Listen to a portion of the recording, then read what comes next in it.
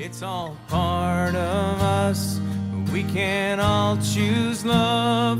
It'll lift you up if you let it in. Let the healing begin. My name is Catherine Arthur. I go by Kat. My background is I'm a nurse, but I trained as a nurse practitioner. So even before going to nurse practitioner school, I worked in labor and delivery. And then I went back and became a nurse practitioner, and I worked in a teen clinic. And then I worked in an OBGYN clinic and a pediatric clinic. And from there, I went and worked in the schools, where I currently am now. And I'm working with a diverse population, from very social, economically disadvantaged kids to very affluent children. Kids come to me for lots of different reasons. I work from preschool all the way up to high school age kids, and those kids probably have a lot of trauma in their background. So I really depend on their background that I know about, and also about the age that they are. Usually the younger kids come in, if they're crying and whatnot, I usually know just to kind of touch them and hold them.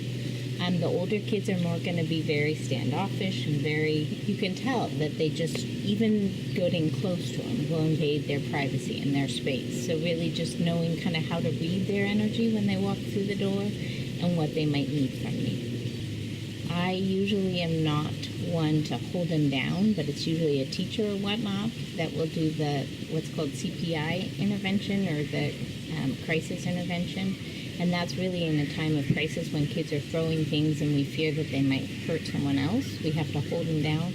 But I'll go in and more reassure them and tell them that they're okay, and that, try to teach them about taking deep breaths and whatnot. Sometimes if I can, then I either,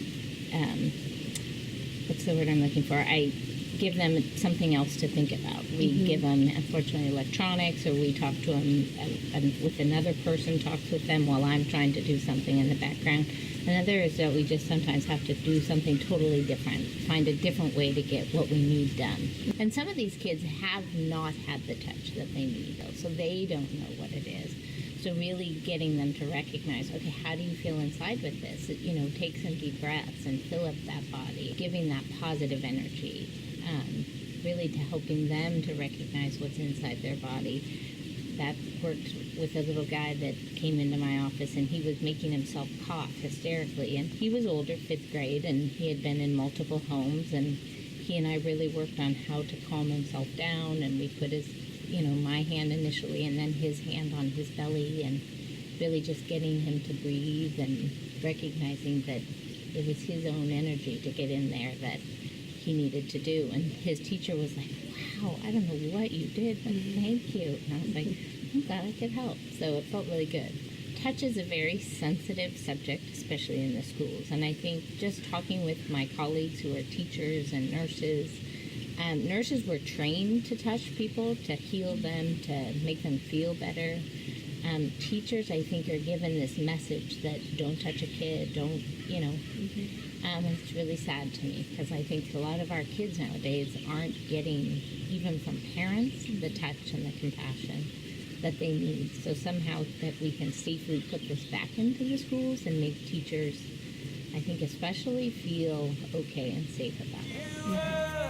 If you let it in, let the healing begin. So won't you turn it up?